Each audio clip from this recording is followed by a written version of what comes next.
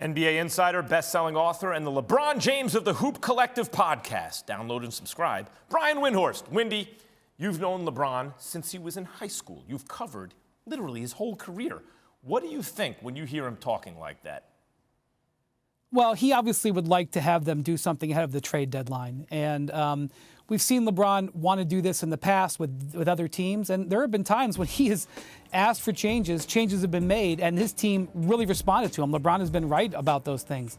The difficulty here is that in the wake of the Westbrook trade, Max, they just don't have much to deal with. And as of yesterday, I don't have new information today yet, but as of yesterday, the Lakers were not willing to include the 2027 first-round pick that they have. That's the only first-round pick they're allowed to trade.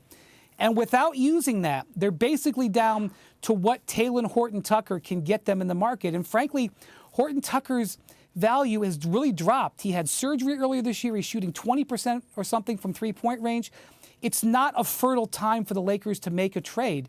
And that's why there's a lot of frustration. When they made the Westbrook deal, they gave up four things for that. They gave up three players and last year's first-round pick. And then they elected not to sign Alex Caruso.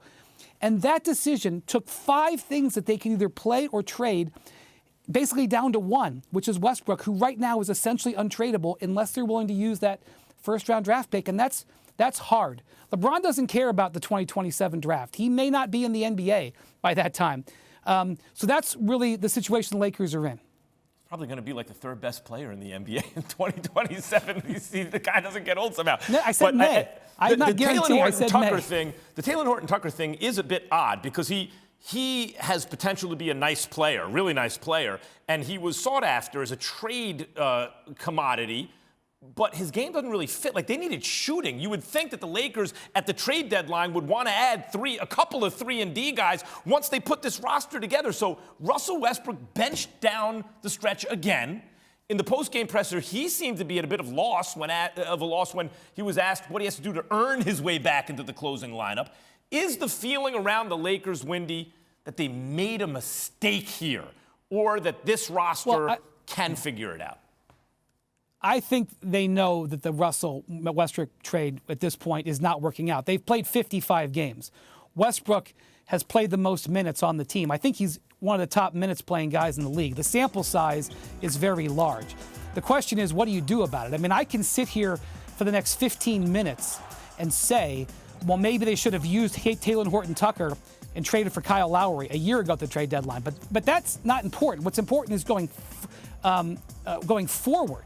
And going forward, if Russell Westbrook isn't willing to agree to a role change, because frankly, he doesn't, he's talking about how he's earned the right to play at the end of games. He has in his career, but he hasn't earned it this year.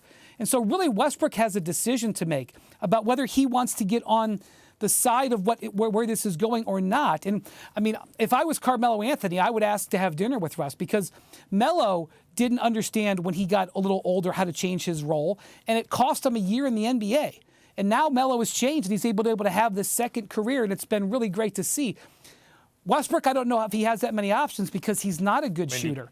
But his option for this year is to either get on board and find a role that makes sense or cause trouble. And after what he said last night, I'm not sure which way it's going to go.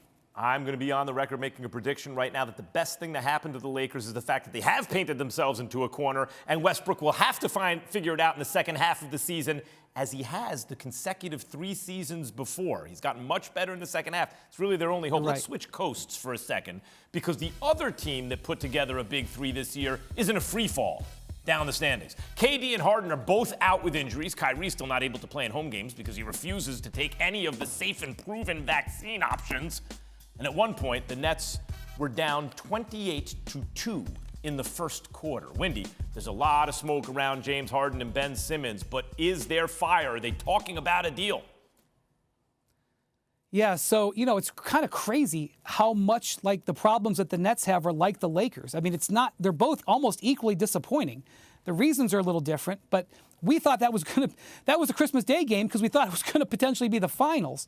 So really, look, there's a lot of people saying a lot of different things right now. But I think if you boil it down, from what I understand, what's going to determine this is, what do the Nets think that they're going to get out of James Harden if they don't trade him?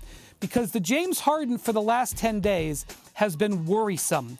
His performance on that West Coast trip, sitting out these recent games where it's not 100% clear. I mean, yesterday we had Patty Mills, his teammates, say, yeah, he went through shoot-around, looked pretty good. He said that. And then Steve Nash said, no, he didn't go through shoot-around. I'm like, I don't know what James Harden, if James Harden is still in net after tomorrow, what James Harden are they going to get? And that is vital. And that's a decision. That's something that the Nets have to talk about with him. With Durant has to be involved, because if he's going to be the guy who played in Sacramento last week, that really changes their outlook and the hand that they're holding going forward. Thanks, Windy. As always, we'll talk soon.